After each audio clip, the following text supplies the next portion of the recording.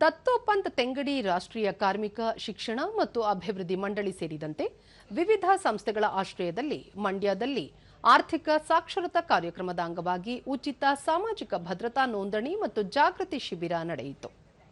ಶಿಬಿರದಲ್ಲಿ ಆಯುಷ್ಮಾನ್ ಭಾರತ್, ಇ-ಶ್ರಮ್, ಆಭಾ ಕಾರ್ಡ್ಗಳ ಉಚಿತ ನೋಂದಣಿ ಜೊತೆಗೆ ಪ್ರಧಾನಮಂತ್ರಿ ಜೀವನ ಜ್ಯೋತಿ ಭೀಮಾ ಯೋಜನೆ, ಪ್ರಧಾನಮಂತ್ರಿ ಸುರಕ್ಷಾ ಭೀಮಾ ಯೋಜನೆ, ಅಟಲ್ ಪಿಂಚಣಿ ಯೋಜನೆ ಹಾಗೂ ಜನಧನ್ ಖಾತೆಗಳಿಗೆ ಸ್ಥಳದಲ್ಲಿಯೇ ನೋಂದಣಿ ಮಾಡಿಸಲಾಯಿತು.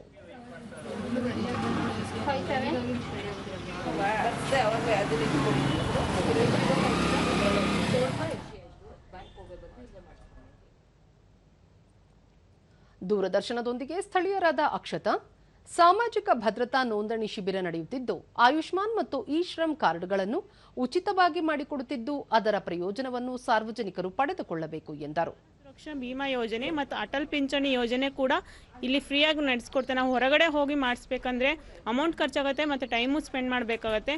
ಈ ಎಲ್ಲ ಯೋಜನೆಗಳನ್ನ ಒಟ್ಟಿಗೆ ಒಂದೇ ಸೂರಿನಡಿ ಮಾಡಿಸ್ಕೊಡ್ತಾ ಇದ್ದಾರೆ.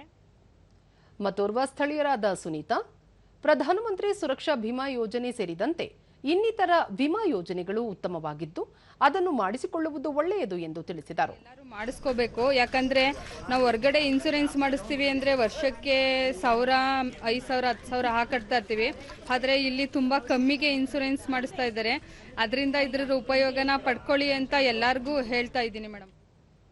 ಸ್ಥಳೀಯರಾದ ಸೌಮ್ಯ, ಆಯುಷ್ಮಾನ್ ಕಾರ್ಡ್ ಅನ್ನು ಮಾಡಿಸುವುದರಿಂದ ಅನುಕೂಲವಾಗಿದೆ ಎಂದರು. ಅಂತಂದ್ರೆ ತುಂಬಾ ಹಿಂಸೆ ಆಗುತ್ತೆ. ಹಾಗಾಗಿ ನಮಗೆ ಪಕ್ಕದಲ್ಲೇ ಇರೋದ್ರಿಂದ ನಾವು ತುಂಬಾ ಅನುಕೂಲ ಆಗಿ ಮಾಡಿಸ್ಕೊತಾ ಇದ್ದೀವಿ. ನನಗೂ ಕೂಡ ಇದ್ರ ಬಗ್ಗೆ ಗೊತ್ತಿರಲಿಲ್ಲ, ಇವಾಗ ಗೊತ್ತಾಗಿದೆ. ನಾನು ಮಾಡಿಸ್ಕೊತಾ ಇದ್ದೀನಿ. ಎಲ್ಲರೂ ಕೂಡ ಮಾಡಿಸ್ಕೊಳ್ಳಿ. ಹೆಲ್ತ್ಗೆ ತುಂಬಾ ಪ್ರಿಫರೆನ್ಸ್ ಕೊಡಿ. ಹಾಗಾಗಿ ಆಯುಷ್ಮಾನ್ ಕಾರ್ಡು ತುಂಬಾ ಉಪಯೋಗ ಆಗುತ್ತೆ. ಹಾಸ್ಪಿಟಲ್ಗಳಲ್ಲಿ ತುಂಬಾ ಇದರಿಂದ ಅನುಕೂಲ ಇದೆ. ಇನ್ನೋರ್ವ ಸ್ಥಳೀಯರಾದ ಅಂಕಿತಾ, ಸಾಮಾಜಿಕ ಭದ್ರತಾ ಯೋಜನೆಗಳು ಮತ್ತು ವಿಮಾ ಯೋಜನೆಗಳಲ್ಲಿ ನೋಂದಣಿ ಮಾಡಿಸಿಕೊಳ್ಳುವುದರಿಂದ ಅನುಕೂಲವಾಗಿದೆ ಎಂದು ಹೇಳಿದರು. ಆಗಕ್ಕೆ ಬಂದಿದೆ. ನಾವು ಇದೇ ಫಸ್ಟ್ ಟೈಮ್ ನಾವು ಮಾಡ್ಕೊಳ್ಳೋಕೆ ಬಂದಿರೋದು. ಇದನ್ನ ತುಂಬಾ ಜನ ಮಾಡ್ಕೋಬಹುದು. ಇದರಿಂದ ತುಂಬಾ ಉಪಯೋಗಗಳಿದಾವೆ. ಸ್ಥಳೀಯರಾದ ಅರುಣ್ ಕುಮಾರ್ ಕಳೆದ 20 ವರ್ಷಗಳಿಂದ ಇಸ್ತ್ರಿ ಅಂಗಡಿ ನಡೆಸುತ್ತಿದ್ದು ಯಾವುದೇ ಪ್ರಯೋಜನ ಪಡೆದಿರಲಿಲ್ಲ. ಇ-ಶ್ರಮ್ ಕಾರ್ಡ್ನಿಂದ ಮತ್ತಷ್ಟು ಅನುಕೂಲವಾಗಿದೆ ಎಂದರು. ಇ-ಶ್ರಮ್ ಕಾರ್ಡ್ ಅಂತ ಮಾಡಿದ್ದಾರೆ, ಅದನ್ನು ಮಾಡ್ಸೋಕ್ಕೋಸ್ಕರ ಬಂದಿದ್ದೀನಿ. ಅದರಿಂದ ಸೌಲಭ್ಯ ನಮ್ಗೆ ಸಿಗುತ್ತೆ ಅಂತ ಅಂದ್ಕೊಂಡಿದ್ದೀವಿ. ಪರಿಸರ ರೂರಲ್ ಡೆವಲಪ್ಮೆಂಟ್ ಸೊಸೈಟಿ ಅಧ್ಯಕ್ಷ ಮಂಗಲ ಯೋಗೇಶ್ ಸಾಮಾಜಿಕ ಭದ್ರತಾ ಆಂದೋಲನವನ್ನು ಹಮ್ಮಿಕೊಂಡಿದ್ದು ಇದರಿಂದ ಜನಸಾಮಾನ್ಯರಿಗೆ ಹೆಚ್ಚು ಪ್ರಯೋಜನವಾಗಲಿದೆ ಎಂದು ತಿಳಿಸಿದರು. ಎಲ್ಲ ಕೂಡ ಜೀವನ ಮಟ್ಟ ಸುಧಾರಣೆಗೋಸ್ಕರ ಕೃಷಿನ ಅವಲಂಬನೆ ಮಾಡಿದ್ದಾರೆ ಮತ್ತು ಬೇರೆ ಬೇರೆ ಸ್ವಯಂ ಉದ್ಯೋಗಗಳನ್ನು ಅವಲಂಬನೆ ಮಾಡಿದ್ದಾರೆ. ಆ ಜನರಿಗೆ ಈ ಯೋಜನೆಗಳು ಉಪಯೋಗ ಆಗ್ತದೆ ಅಂತಕ್ಕಂಥ ಆಶಯನ ಹೊಂದಿ ಈ ನೋಂದಣಿ ಆಂದೋಲನವನ್ನು ಮಾಡ್ತಿದ್ದೀವಿ. ಬ್ಯಾಂಕ್ ಆಫ್ ಬರೋಡಾದ ಆರ್ಥಿಕ ಸಾಕ್ಷರತಾ ಸಮಾಲೋಚಕರಾದ ಕೆಪಿ ಅರುಣಕುಮಾರಿ, ಕಳೆದ 2.5 ವರ್ಷಗಳಿಂದ ನಿರಂತರವಾಗಿ ಜಾಗೃತಿ ಶಿಬಿರಗಳನ್ನು ನಡೆಸಲಾಗುತ್ತಿದ್ದು ಈ ಮೂಲಕ ಆಯುಷ್ಮಾನ್ ಸೇರಿದಂತೆ ಇನ್ನಿತರ ಭದ್ರತಾ ಯೋಜನೆಗಳನ್ನು ನಗರ ಮತ್ತು ಗ್ರಾಮೀಣ ಜನರಿಗೆ ಮಾಡಿಕೊಡಲಾಗುತ್ತಿದೆ ಎಂದರು. ಅದರಲ್ಲೂ ಕೂಡ ಮಂಡ್ಯ ಜಿಲ್ಲೆ ಕಳೆದ ವರ್ಷ ಸಾಮಾಜಿಕ ಭದ್ರತಾ ಯೋಜನೆಗಳ ನೋಂದಣಿನಲ್ಲಿ ಪ್ರಥಮ ಸ್ಥಾನವನ್ನು ಪಡ್ಕೊಂಡಿತ್ತು. ಈ ವರ್ಷ ಕೂಡ ಎಲ್ಲರ ಜನರಿಗೆ ಈ ಒಂದು ಯೋಜನೆಯನ್ನು ತಲುಪಿಸಬೇಕು ಅನ್ನೋ ನಿಟ್ಟಿನಲ್ಲಿ ನಾವು ಈ ಕಾರ್ಯಕ್ರಮವನ್ನು ಮಾಡ್ತಾ ಇದ್ದೀವಿ.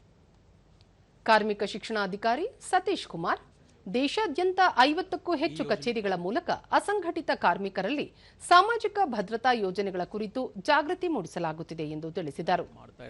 ಪ್ರಧಾನಮಂತ್ರಿ ಜನಧನ್ ಯೋಜನೆ ಇರಬಹುದು.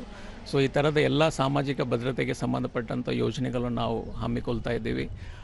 ನಮ್ಮ ದೇಶದಲ್ಲಿ ಸುಮಾರು 50 ಕಚೇರಿಗಳಿವೆ. 50 ಕಚೇರಿಗಳ ಮುಖಾಂತರ ಈ ಥರದ ಕಾರ್ಯಕ್ರಮಗಳನ್ನು ನಾವು ಹಮ್ಮಿಕೊಳ್ತಾ ಇದ್ದೀವಿ. ಕರ್ನಾಟಕದಲ್ಲಿ ಬೆಂಗಳೂರು, ಮಂಗಳೂರು ಮತ್ತು ಹುಬ್ಬಳ್ಳಿಯಿಂದ ನಾವು ಈ ಕಾರ್ಯಕ್ರಮಗಳನ್ನು ನಾವು ಹಮ್ಮಿಕೊಳ್ತಾ ಇದ್ದೀವಿ.